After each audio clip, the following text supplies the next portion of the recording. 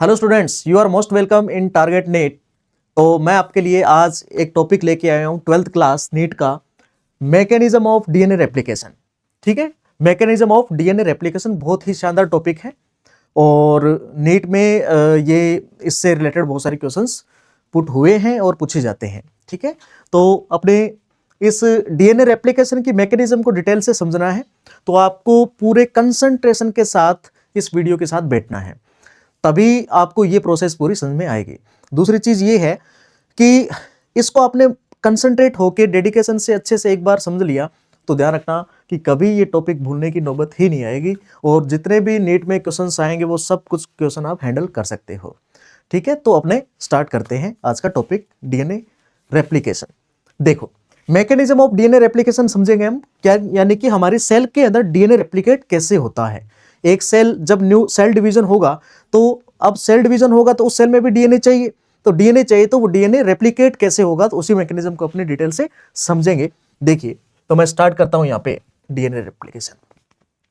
देखिए यहां पे जो डीएनए रेप्लिकेशन की जो प्रोसेस है वो दो स्टेप में कंप्लीट होती है। एक पहली बात है, आपको पता है डीएनए डबल स्ट्रैंडेड होता है, उसके दो स्ट्रैंड होते हैं और उसमें क्या है कि दोनों स्ट्रैंड की पहले अनवाइंडिंग होगी। देखो, इससे पहले जो टॉपिक आता है उसमें ये मॉलिक्यूलर बेसिस में ये कंफर्म हो चुका था, ये रिसर्च हो चुकी थी कि जो न्यू डीएनए बनता है वो पहले से प्रेजेंट डीएनए के रेप्लिकेशन से बनता है, यानी कि new DNA formed by pre existing DNA.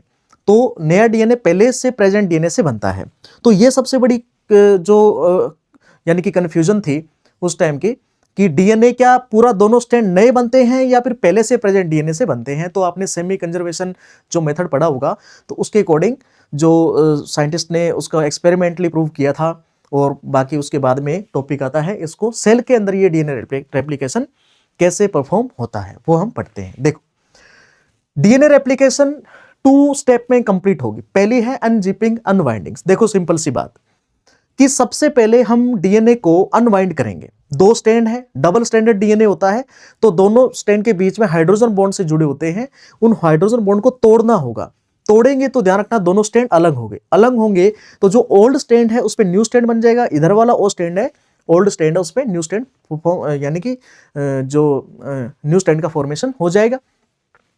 तो पहला जो स्टेप है वो है स्टेप अनजिपिंग या अनवाइंडिंग। देखो कि हम पहला स्टेप ये लेते हैं अनजिपिंग या अनवाइंडिंग।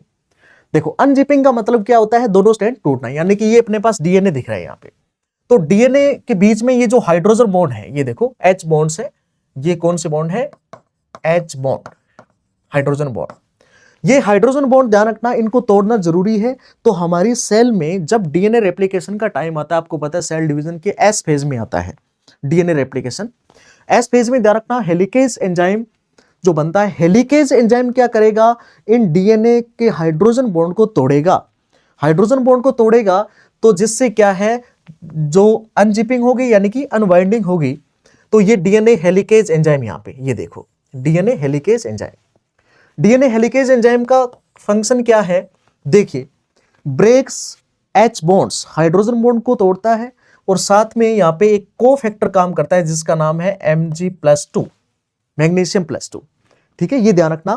और हेलिकेज एंजाइम क्या है, मेन एंजाइम फॉर अनवाइंडिंग, यानी कि डीएनए के दोनों स्ट्रैंड को अलग करने वाला जो एंजाइम है, हाइड्रोजन बॉन्ड को तोड़ने वाला जो एंजाइम है उसका नाम है helicase enzyme, DNA helicase enzyme बोलेंगे इसको। यहां तक क्लियर है?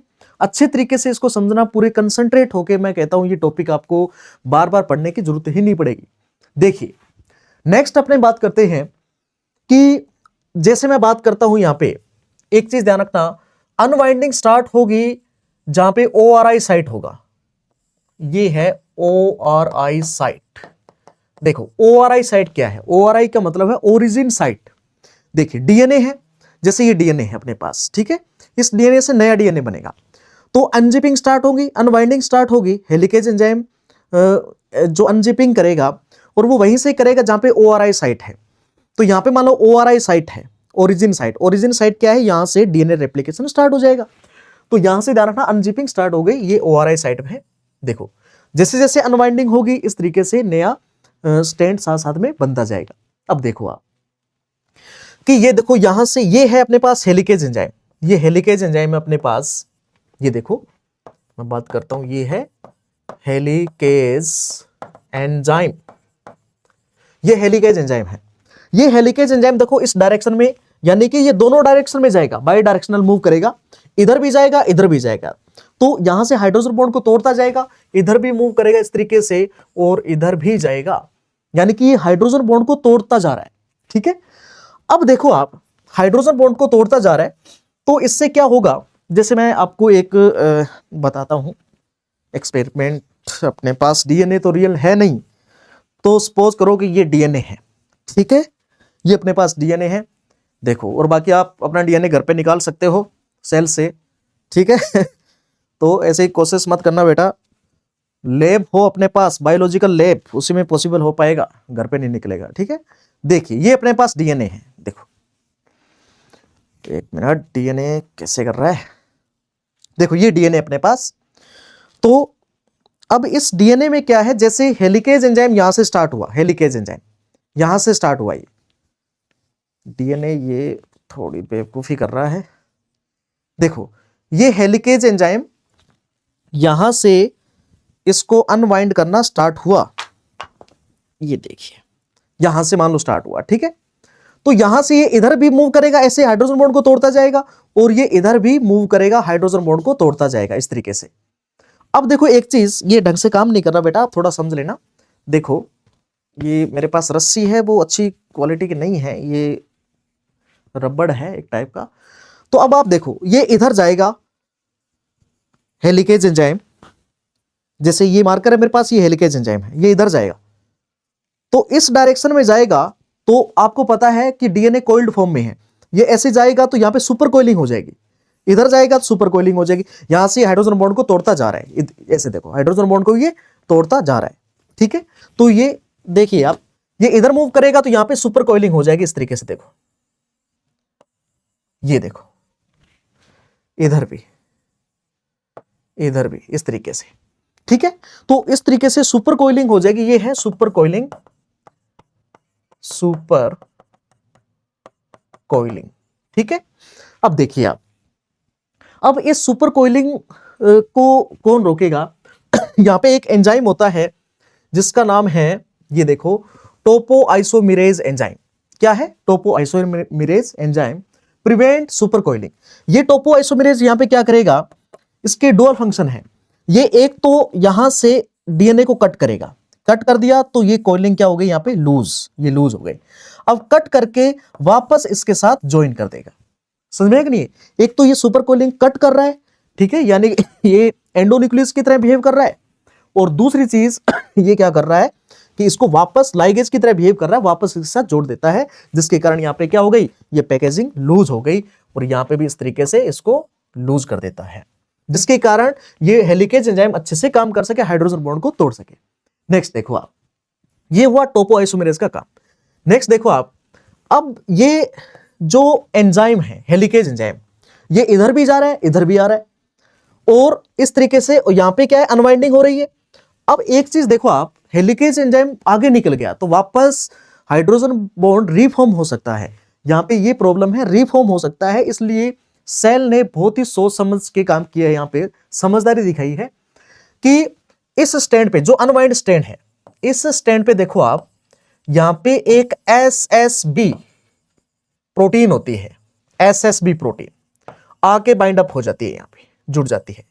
कौन सी, एसएसबी प्रोटीन, ये देखो एसएसबी प्रोटीन, एसएसबी यानी कि single strand binding protein, single strand binding protein, यानी कि ये जो सिंगल स्ट्रैंड है यानी अनवाइंड स्ट्रैंड है, इसके ऊपर जुड़ जाएगी, और ये क्या करेगी, prevent the reformation of H bond, ये एच बॉन्ड को बनने के लिए इसको प्रिवेंट करेगी, यानी कि उसको बनने नहीं देगी, प्रिवेंट्स एच बॉन्ड, ठीक है। तो एच बॉन्ड को बनने नहीं देगी, इस वजह से ध्यान रखना, यहां पे रेप्लिकेशन स्टार्ट हो जाएगा। नहीं तो हेलिकेज आगे निकल गया, पीछे से उसने बॉन्ड बना लिया, तो ये रेप्लिकेशन की प्रोसेस कंप्लीट हो ही नहीं पाएगी। तो देखो आप, पहला स्टेप है अपना अनजिपिंग, अनवाइंड करना जरूरी है, उसमें एक हेलिकेज एंजाइम यहां पे ठीक है। और topoisomerase, single SSB protein, single strand binding protein, ये 3 एंजाइम के फंक्शन है वो आपको अच्छे से आने चाहिए। देखो नेक्स्ट अपने बात करते हैं कि मैं आपको बता देता हूं वापस वही बात कि अनजिपिंग फर्स्ट स्टेप है। ठीक है, ये देखो, the process of unzipping start at certain specific point, ये देखो, कॉल्ड ओरिजिन ऑफ रेप्लिकेशन। ध्यान रखना कि जो अनवाइंडिंग की जो प्रोसेस है वो सर्टन स्पेसिफिक पॉइंट, यानी कि स्पेसिफिक पॉइंट होता है, ओआरआई साइट होती है। ठीक है, और यूकैरियोट्स के अंदर एक से ज्यादा ओआरआई साइट होती है और वो कहीं से भी स्टार्ट हो सकता है अनजिपिंग, और उसे बोलते हैं ORI origin of replication, ORI site. In prokaryotes देखो, only one origin of replication, यानी कि ओनली वन साइट, यानी कि वन साइट होती है। ठीक है, किसमें किसमें होती है वन साइट? प्रोकैरियोट्स डीएनए होता है, उसमें जो डीएनए रेप्लिकेशन होता है और हेलिकेज एंजाइम काम करता है, सिर्फ एक ही ओआरआई साइट होती है, वहीं से वो स्टार्ट करेगा उसको एच बॉन्ड को तोड़ने में। ठीक है, in eukaryotes many origin of replication enzyme, replication site, sorry, ठीक है, यानी कि many origin of replication site होती है, एक से ज्यादा ओरिजिन साइट होती है, यानी कि ओआरआई साइट होती है एक से ज्यादा। ठीक है, हेलिकेज एंजाइम मैंने बता दिया, break hydrogen bonds, SSB protein prevents the reformation of H bonds, topoisomerase prevents super coiling. ध्यान रखना ये चीज नीट में बहुत बार क्वेश्चन पूछा गया है, इन तीनों जो एंजाइम है इनके नाम। ठीक है, तो most important for NEET. Next देखो, यहां तक क्लियर? नेक्स्ट देखिए आप कि बात करते हैं स्टेप 2। स्टेप 2 की बात करते हैं अपने। स्टेप 2 में क्या है? Formation of new chain. पहला देखो अनवाइंड हो गया, सिंपल सी बात, अब न्यू चेन फॉर्म होगा। अब देखो आप एक चीज कि, एक सेकंड, देखिए यहां पे सबसे इंपॉर्टेंट ये बात है, ये जो पॉइंट है मैं इसको ट्रिपल स्टार देता हूं, नहीं 4 स्टार नहीं 5 स्टार देता हूं मैं। ये मैंने 5 स्टार दिया है, तो आप सोच लो कितना इंपॉर्टेंट है। Always in 5 days to 3 days, 5 days to 3 days direction. देखिए बेटा, न्यू चेन फॉर्मेशन हमेशा 5 days to 3 days होगा। क्यों सर, ऐसा क्यों है? 3 to 5 नहीं हो रहा, अभी बताता हूं, थोड़ी सी देर रुको आप।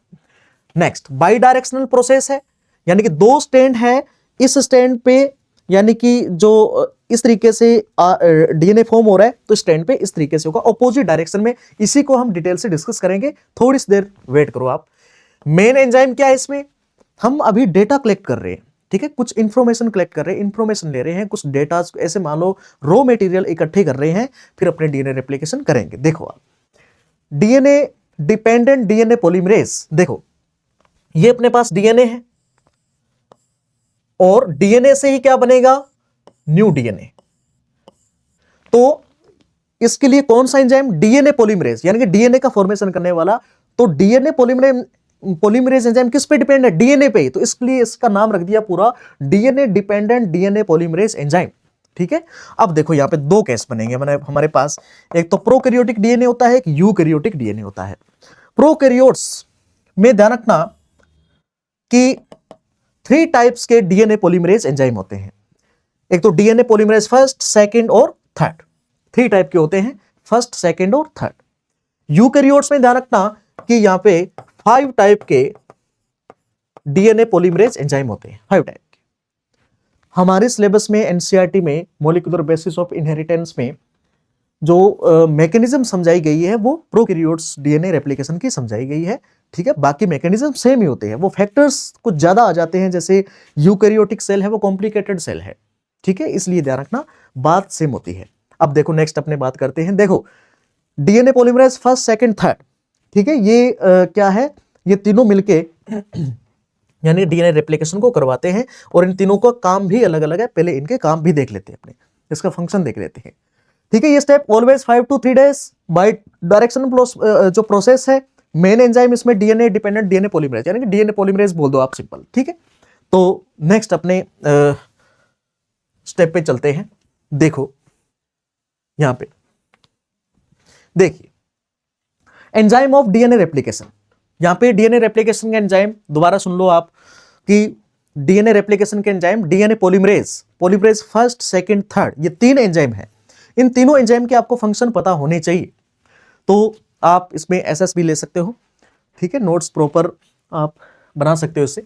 देखिए कि डीएनए पॉलीमरेज फर्स्ट लिखा है मैंने यहां पे, डीएनए पॉलीमरेज सेकंड और third.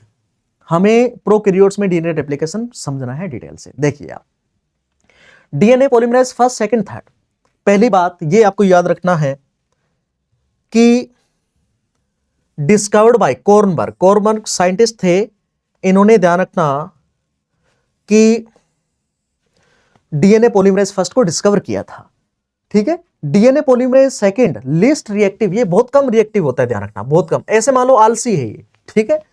DNA polymerase third main enzyme for replication, replication का जो मेन एंजाइम है यही है, कौन सा, डीएनए पॉलीमरेज थर्ड, ठीक है, मेन एंजाइम है ये, ध्यान रखना ये चीज।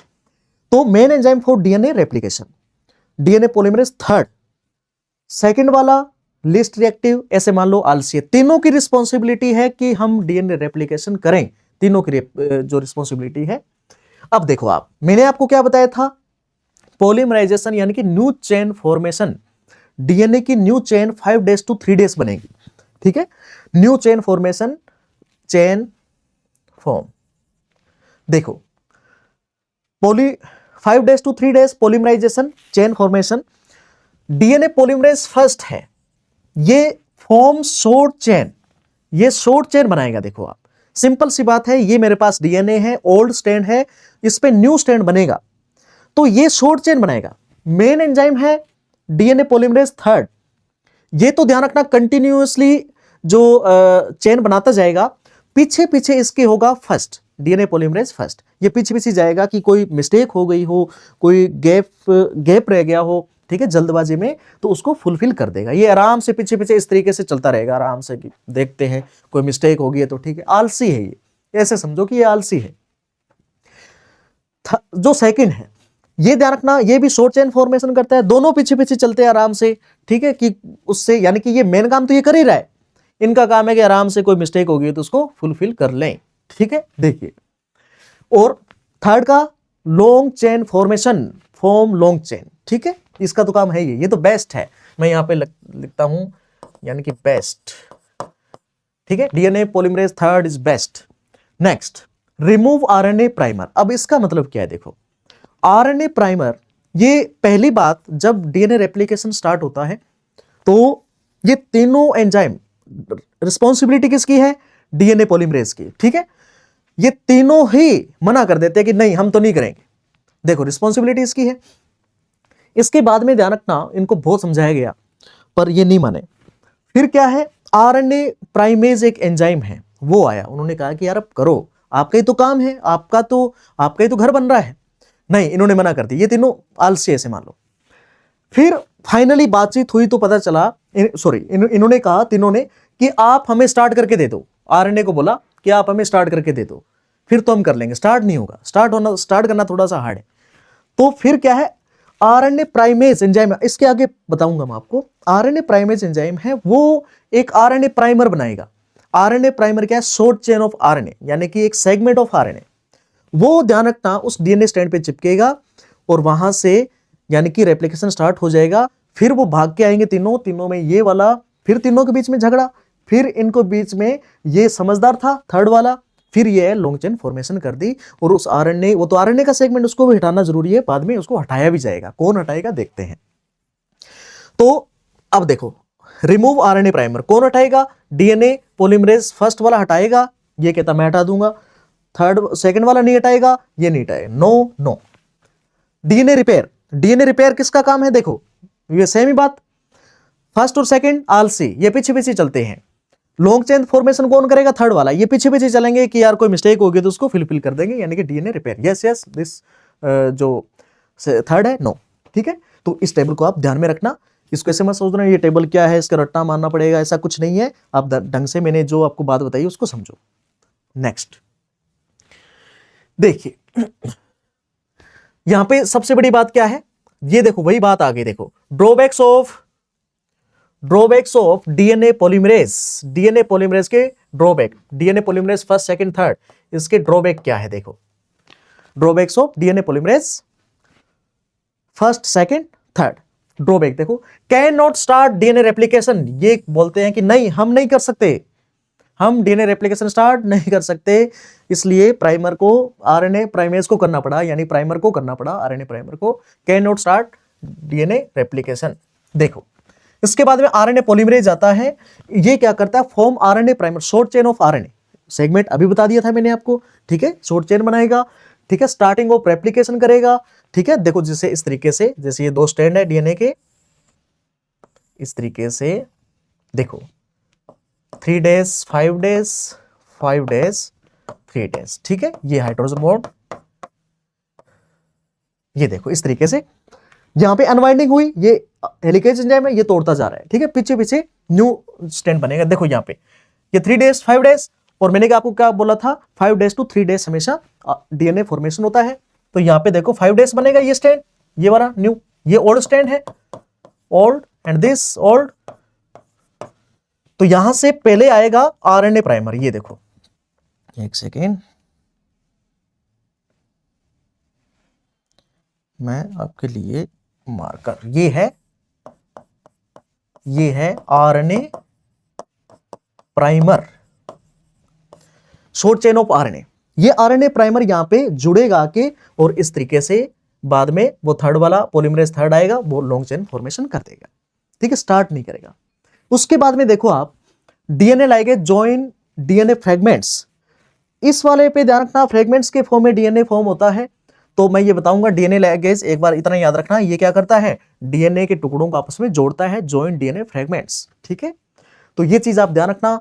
दोबारा सुन लो, तीनों ड्रॉबैक क्या है, तीनों बोलते हैं कि नहीं हम तो कुछ नहीं करेंगे, हमें तो स्टार्ट करके दे दो, ठीक है, तो can not start DNA replication, फिर आया आरएनए पॉलीमरेज, इसने स्टार्ट करके दिया प्राइमेज, आरएनए पॉलीमरेज या आरएनए प्राइमेज, इसको आरएनए प्राइमेज बोलते हैं, आरएनए प्राइमेज, पॉलीमरेज नहीं, ठीक है, आरएनए प्राइमेज, ठीक है।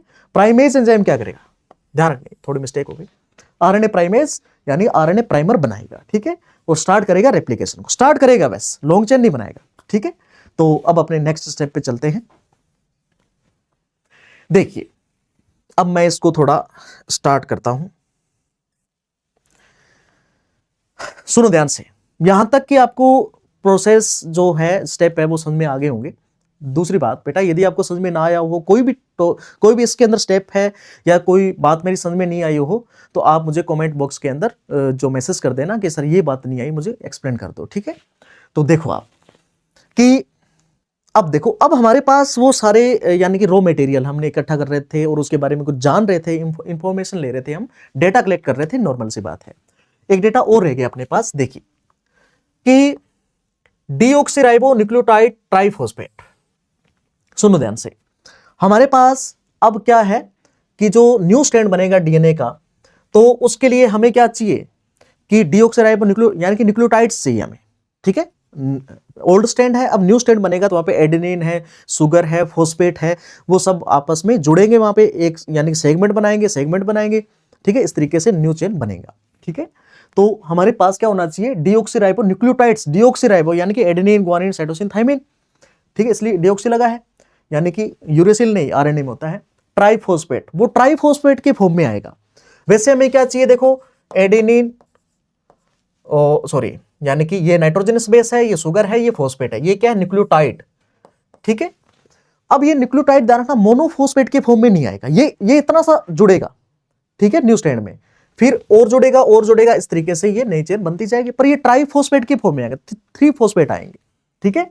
अब देखो ऐसा क्यों, डीऑक्सीराइबो न्यूक्लियोटाइड ट्राइफॉस्फेट, इसके डुअल फंक्शन है, क्या है, डुअल फंक्शन, 2 फंक्शन है परफॉर्म करेगा ये। देखिए पहला है acting A substrate for enzyme, enzyme कौन सा, डीएनए पॉलीमरेज, तो acting A substrate for enzyme, enzyme के लिए सबस्ट्रेट का काम करेगा, यानी कि ये उस एंजाइम के साथ जुड़ेगा। प्रोवाइड एनर्जी फॉर पॉलीमराइजेशन, सबसे इंपॉर्टेंट, यानी कि ट्राइफॉस्फेट क्यों आया, हमें तो एक ही फॉस्फेट चाहिए न्यूक्लियोटाइड में, ये 2 क्यों आए, क्योंकि ये एनर्जी प्रोवाइड करेगा। जो पॉलीमराइजेशन हो रहा है, न्यू चेन बन रही है, तो उसमें एनर्जी तो चाहिए, ठीक है, बिना एनर्जी के तो कुछ हो ही नहीं सकता। तो देखो ये जैसे ट्राइफॉस्फेट, जैसे एडेनिन, ये शुगर है, डिऑक्सीराइबो शुगर, ठीक है, फॉस्फेट है, फॉस्फेट ट्राइफॉस्फेट पे आया डी एटीपी। ये देखो डी क्यों लगाया, नोमेनकल्चर में आपने देखा होगा, यानी कि डीएनए के लिए लगाया, डी एटीपी की फॉर्म में आया। और दूसरी चीज, ग्वानिन आएगा तो जी टीपी की फॉर्म में आएगा, एडेनिन आएगा तो एटीपी, ठीक है, थाइमिन आएगा तो टीटीपी, और कौन सा रह गया, सीटीपी, साइटोसिन आएगा तो, ठीक है। अब देखो यहां पे डीएनए पॉलीमरेज एंजाइम काम करेगा, और यानी कि acting as a substrate for enzyme. ये जो डीऑक्सीराइबो न्यूक्लियोटाइड्स अपने पास, ये डीएनए पॉलीमरेज के लिए सबस्ट्रेट की तरह काम करेगा, इसके साथ जुड़ेगा। तो डीएनए पॉलीमरेज क्या करेगा, यहां पे मोनोफॉस्फेट एएसपी यानी कि एडेनिन शुगर और फॉस्फेट को अलग कर देगा, दो फॉस्फेट को बाहर निकालेगा, इसको हम बोलेंगे पायरोफॉस्फेट। क्या बोलेंगे इसको, पायरोफॉस्फेट। यही पायरोफॉस्फेट यानी कि यहां से टूट के अलग हुआ है, ठीक है, एटीपी की फॉर्म में आया, एटीपी से दो फॉस्फेट बाहर निकल गए, और यही तो इसको पॉलीमराइजेशन को एनर्जी प्रोवाइड करेगा। बहुत इंपॉर्टेंट है, दोबारा सुनो आप, डीऑक्सीराइबोन्यूक्लियोटाइड ट्राइफॉस्फेट के फॉर्म में यहां पे आएगा, और ये acting as a substrate for enzyme, provide energy for polymerization, dual function है। जैसे यहां पे ये आया एटीपी, डीएटीपी, डीएनए पॉलीमरेज यहां पे काम करेगा, पहले इनको तोड़ेगा, एनर्जी बनाएगा, फिर उसको जोड़ेगा, इसको जोड़ेगा यहां पे ओल्ड स्ट्रैंड के साथ, फिर ये न्यू बन जाएगा, ये क्या है, न्यू स्ट्रैंड बनेगा, ये ओल्ड स्ट्रैंड के साथ जोड़ेगा, ठीक है। दो फॉस्फेट इसलिए बाहर निकाल दिए क्योंकि एनर्जी, सिंपल सी बात है। अब देखो अपने इस मैकेनिज्म को समझते हैं, इस प्रोसेस को हम समझते हैं। देखो इस तरीके से मैं यहां पे एक डीएनए बनाता हूं, ये देखिए अपने पास इस तरीके से डीएनए है, ठीक है, और ये है 3 डैश, मान ले ये 5 डैश, ये 3 डैश, ये 5 डैश। अब देखो इस डीएनए रेप्लिकेशन की प्रोसेस को समझते हैं कि सर ये 5 डैश टू 3 डैश ही क्यों होता है, वही देखते हैं अपने, ठीक है। देखिए ये अनवाइंडिंग हो रही है, यहां पे ये हाइड्रोजन बॉन्ड है, और हेलिकेज एंजाइम यहां पे क्या है, इसको तोड़ता जा रहा है। ये अपने पास हेलिकेज एंजाइम, देखो ध्यान से समझना इस प्रोसेस को, कि हेलिकेज एंजाइम है, ये आपको पता है, ये ओल्ड स्ट्रैंड है, old strand, and this old strand. अब देखिए आप कि ये हेलिकेज एंजाइम ने यहां तक हाइड्रोजन बॉन्ड को तोड़ दिया, तो ये अनवाइंडिंग हो गई, देखो दोनों स्ट्रैंड अनवाइंड हो गए। अब ध्यान रखना, यहां से न्यू स्ट्रैंड होगा 5 डैश टू 3 डैश, इसका 5 डैश 3 डैश कौन सा बनता है, देखो इसका बनता है 5 डैश 3 डैश ये इस तरीके से, और इसका बनता है यहां से 5 डैश टू 3 डैश इस तरीके से। अब देखिए बेटा, ये जो स्ट्रैंड आपको नजर आ रहा है old strand, 3 dash to 5 dash वाला, जैसे 3 प्राइम भी बोल सकते हैं, 5 प्राइम बोल सकते हो, एक बात मैं डैश नाम ले रहा हूं। अब यहां से देखो ये 5 टू 3 इस तरीके से बनता जा रहा है, ऐसे बनेगा, और हेलिकेज एंजाइम इसके आगे है, ये हाइड्रोजन बॉन्ड को तोड़ता जाएगा, तो ये कंटिन्यू स्ट्रैंड बनता जाएगा, फॉर्म होता जाएगा। इधर ध्यान दो आप, इधर से क्या है, जैसे यहां तक हाइड्रोजन बॉन्ड टूटे, तो यहां से स्टार्ट होगा 5 उल्टा ऑपोजिट डायरेक्शन में, ये डायरेक्शन इधर जा रही थी, उसके ऑपोजिट ये वाला, तो 5 टू 3 इधर बनेगा, 5 टू 3 इधर बनेगा, यहां तक टूटा हाइड्रोजन बॉन्ड, इधर बना, फिर यहां तक टूट गया, इधर से स्टार्ट होगा, फिर यहां तक टूट गया, ऐसे स्टार्ट होगा, तो ऐसे ये फ्रेगमेंट्स के फॉर्म में बनेगा। तो आरएनए प्राइमर वहां पे बार बार जुड़ता जाता है। तो इस तरीके से ये देखो, यहां से फ्रेगमेंट्स इतना बन गया, फिर हाइड्रोजन बॉन्ड यहां तक टूट गए, यहां तक टूट गए, पर ये देखो ये कंटिन्यूअसली लीड करता जा रहा है, कंटिन्यू स्ट्रैंड बनता जा रहा है, ठीक है। अब देखो आप, ये देखो मैंने आपको बताया था आरएनए प्राइमर, ये है, उन तीनों ने मना कर दिया, और यहां पे ये आरएनए प्राइमर स्टार्ट करेगा, ये अपने पास आरएनए प्राइमर, ठीक है, स्मॉल सेगमेंट ऑफ आरएनए या सेगमेंट ऑफ आरएनए या शॉर्ट चेन ऑफ आरएनए, ठीक है। नेक्स्ट देखो, अब क्या है सर 5 टू 3 ही क्यों होता है, देखो ये 5 डैश, यहां से 3 डैश ऐसे बनेगा, ठीक है। तो ये मैं समझाता हूं आपको, देखो सपोज करो कोई ओल्ड स्ट्रैंड है, इसमें यहां पे थाइमिन है, थाइमिन के सामने क्या आएगा, एडेनिन आएगा, तो वो एडेनिन अकेला नहीं आएगा, वो अपने साथ 3 फॉस्फेट को लेके, एक तो चाहिए फॉस्फेट, न्यूक्लियोटाइड को जोड़ना है, ठीक है, तो यहां पे वो 2 फॉस्फेट और लेके आएगा, तो एटीपी के फॉर्म में आएगा, एटीपी डीएटीपी, यानी कि डीएनए का है तो जैसे देखो इस तरीके से A S P P P। अब देखो ये 5, ये 3 डेज, ये 3 डेज है इसका।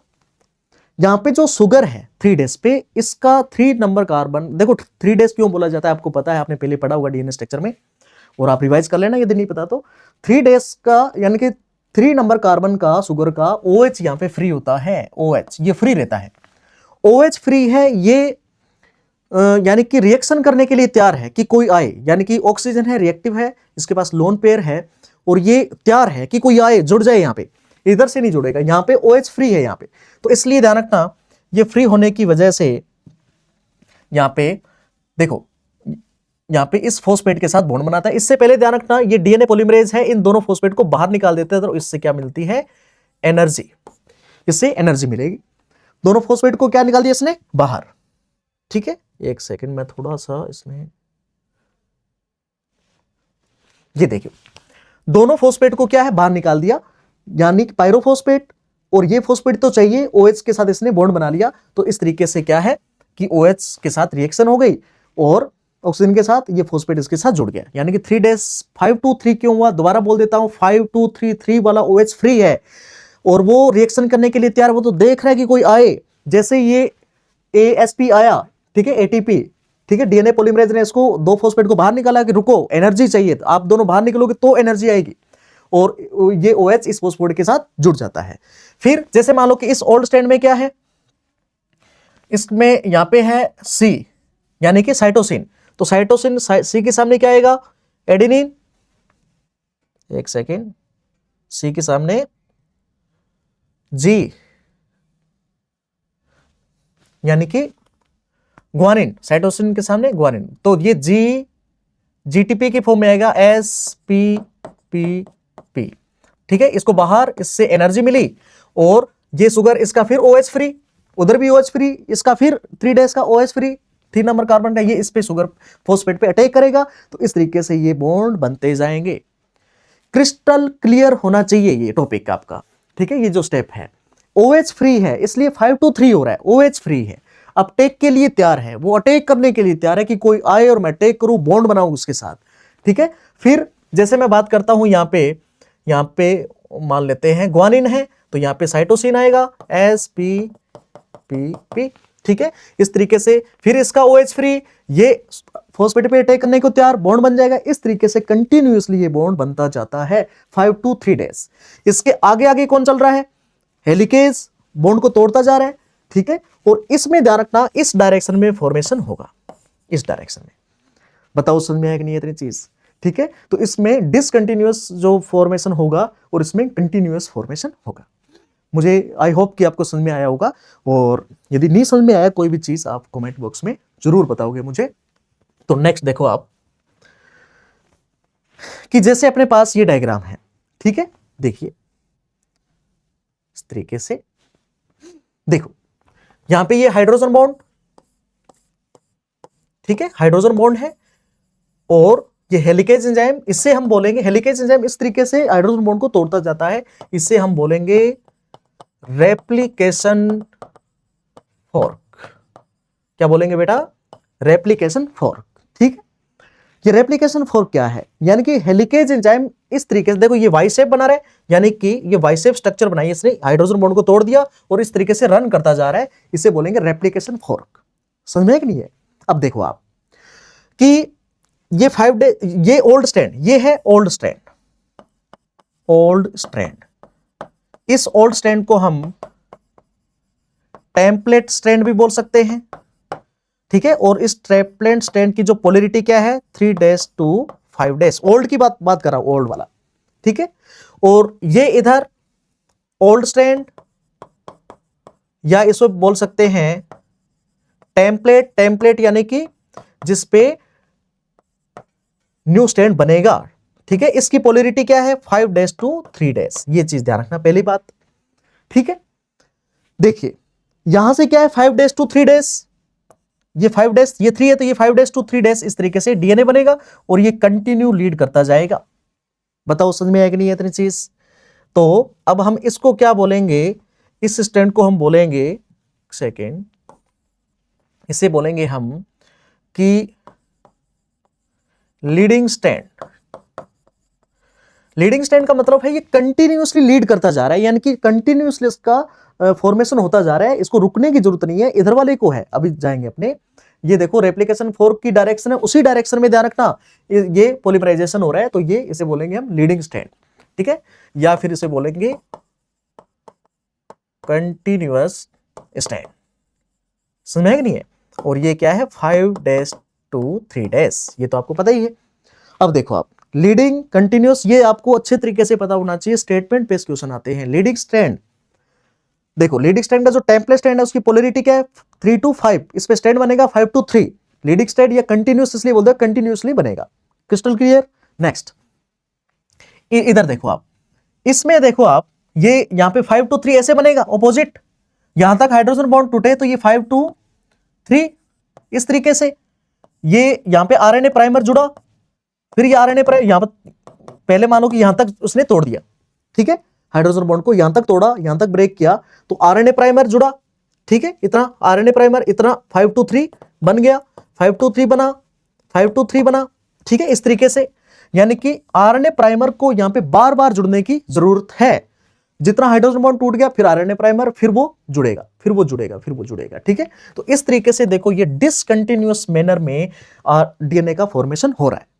इस स्टैंड पे देखो आप, ये है इस स्टैंड की ओल्ड स्टैंड है, इसका ये टेम्पलेट का मतलब जिसपे फॉर्मेशन हो रहा है, न्यू चेन जिसपे बन रही है वो टेम्पलेट है। यानी टेम्पलेट का मतलब है एक हेल्पर, ठीक है, इसकी हेल्प से बन रहा है। इसकी पोलैरिटी है 5 to 3, तो स्टैंड कैसे बनेगा, सॉरी इसकी पोलैरिटी है 5 to 3 to 5,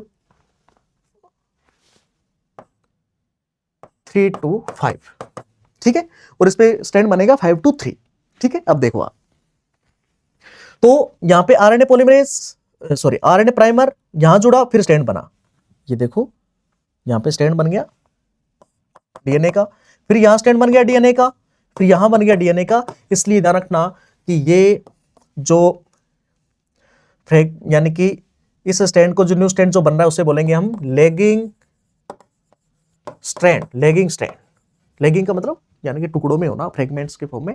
पहले ये बन गया, फिर बना, फिर बना, फिर ये टूटेगा, फिर यहां प्राइमर जुड़ेगा, फिर ऐसे आएगा, फिर यहां प्राइमर जुड़ेगा, फिर ऐसे आएगा, फिर ऐसे आएगा, तो इस तरीके से। या फिर इससे बोलते हैं ओकाजाकी फ्रेगमेंट्स। देखो ओकाजाकी यानी कि ओकाजाकी एक साइंटिस्ट थे, उन्होंने ये चीज बताई तो उनके नाम पे रख दिया कि फ्रेगमेंट्स के फॉर्म में हो रहा है।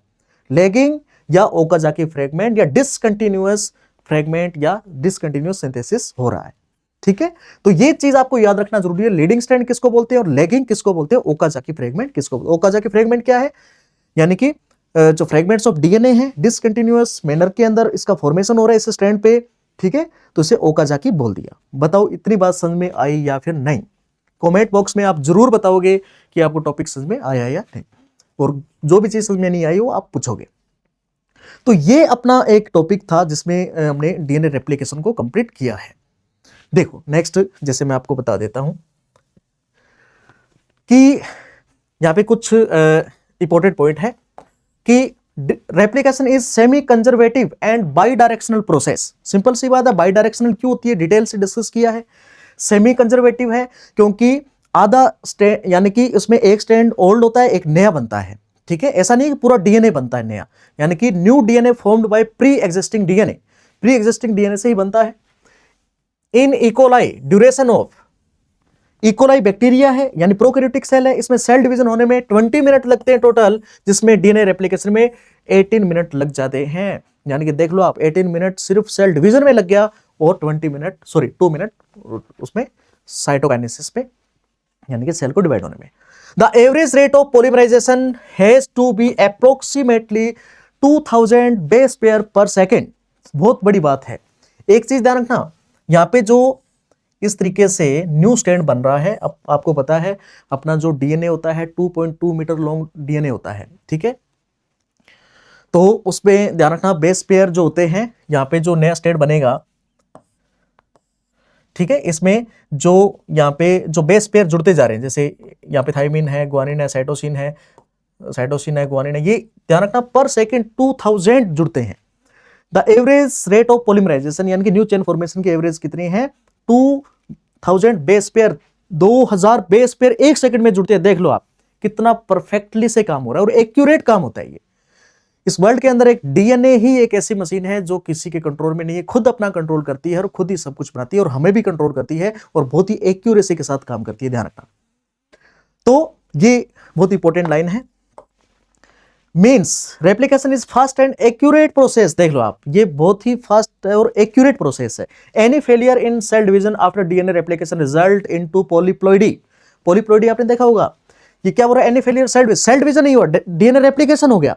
सेल डिवीजन नहीं हो रहा है, बार बार रेप्लिकेशन हो रहा है अंदर ही और किसी वजह से सेल डिवीजन नहीं होता। सेल डिवीजन चैप्टर में आपने लास्ट में पढ़ा होगा, ठीक है, जिसमें पॉलीप्लॉइडी आ जाती है, यानी कि डीएनए रेप्लिकेशन हो जाता है पर सेल डिवीजन नहीं हुआ, साइटोकाइनेसिस नहीं हुआ, ठीक है, और उससे ध्यान रखना बहुत सारे क्रोमोसोम बन जाएंगे, डीएनए बन जाएंगे, इससे बोलते हैं पॉलीप्लॉइडी।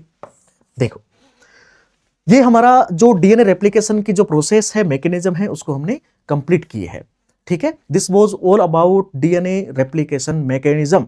यदि आपको कोई चीज समझ में ना आई हुई हो, कोई चीज जो भी लाइन है वो आप मुझे कमेंट बॉक्स में बताना। और यदि आपकी कोई भी रिक्वायरमेंट है, नीट लेवल का जो टॉपिक है, कोई भी रिक्वायरमेंट है जूलॉजी में, तो आप मुझे कमेंट बॉक्स में बता सकते हो, ठीक है। Thank you.